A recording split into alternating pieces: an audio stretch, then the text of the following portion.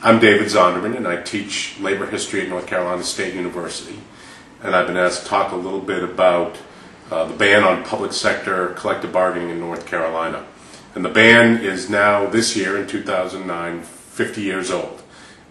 It was General Statute 9598, which was passed by North Carolina legislature back in 1959. And we are, unfortunately, one of only two states in the whole country, Virginia being the other, that bans all collective bargaining for all public employees. That includes state employees, county employees, municipal employees, school employees. No public employee has the right to collectively bargain a legally enforceable contract.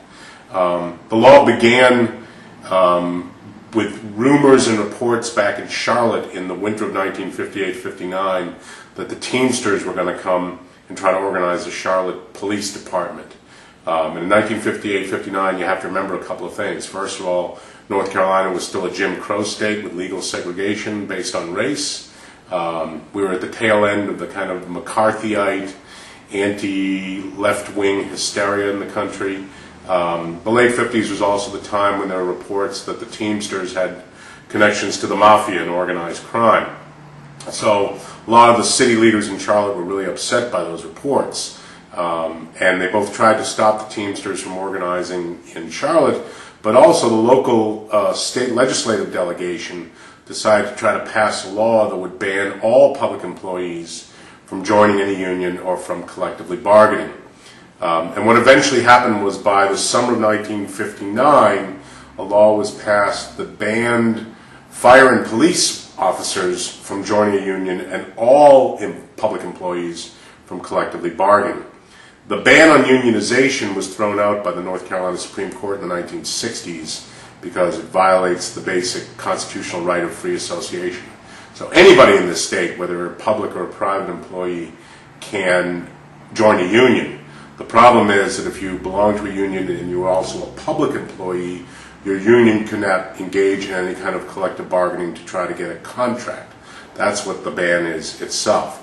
And it's been on the books now for 50 years.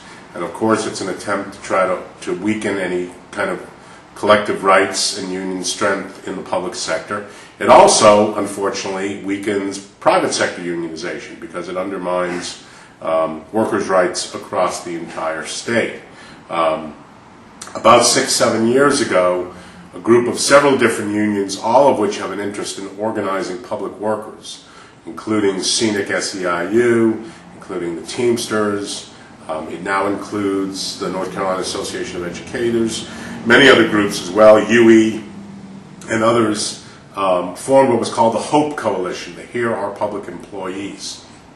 And the goal of the HOPE Coalition is to repeal 95-98, to remove it from the books, and therefore at least allow the option of discussing collective bargaining and a contract with organized public employees. I think that the campaign is facing what I consider three big myths that are being put out by the opponents. Now, that is, people want to keep this 50-year-old law on the books.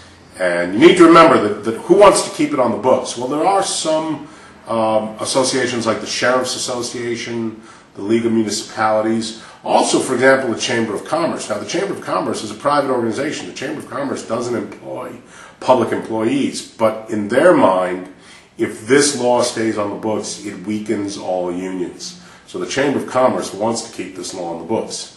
And these groups that want to keep the law on the books are putting out three myths that we need to fight, we need to counter. The first myth is that if we repeal General Statute 9598, public employees will go on strike. Well, the reason that's a myth is there's a separate law in North Carolina that prohibits public employees from striking. And if you repeal 9598, it doesn't change that law. So public employees in this state will still not have the right to strike. So that's simply wrong. It's a red herring. Repealing 9598 has nothing to do with public employees getting a right to strike. The second myth is if you repeal 9598, everybody will collectively bargain and everyone will be forced to collectively bargain. All public employees will be forced, all public employers will be forced to collectively bargain. Again, it's simply wrong. All we are asking for in the HOPE Coalition is to remove the ban on collective bargaining, to at least allow the idea of collective bargaining to be discussed, to at least allow public employers and public employees who want to sit down and think of ways to promote good employee-employer relations and put it in a contract, can have that option. Right now that option doesn't even exist. But there's nothing in repealing 95-98 that would force collective bargaining. The third myth that's out there is, well, this is a terrible idea because if we allow collective bargaining, then everyone's taxes are going to go up, and we can't raise taxes in the middle of the terrible recession we're in. Well, again, that's just too simplistic.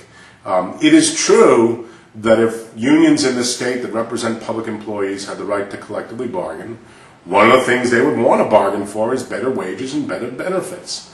That's true for everybody who works. Virtually everybody who works wants good wages and decent benefits, good health care, a pension plan, things of that sort. So that's not wrong.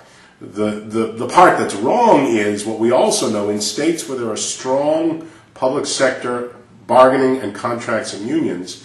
Many of those states actually have very low turnover rate. Workers stay on the job. They become more experienced. They become more skilled. They become more productive. And the states have to pay less in turnover costs. They don't have to pay for advertising, for recruiting, for interviewing, for training.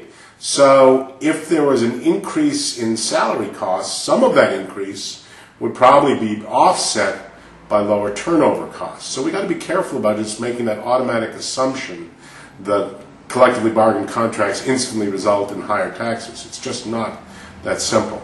So we need to watch out for those three myths when we're trying to argue our case for the right of public sector employees in North Carolina to have the right to collectively bargain.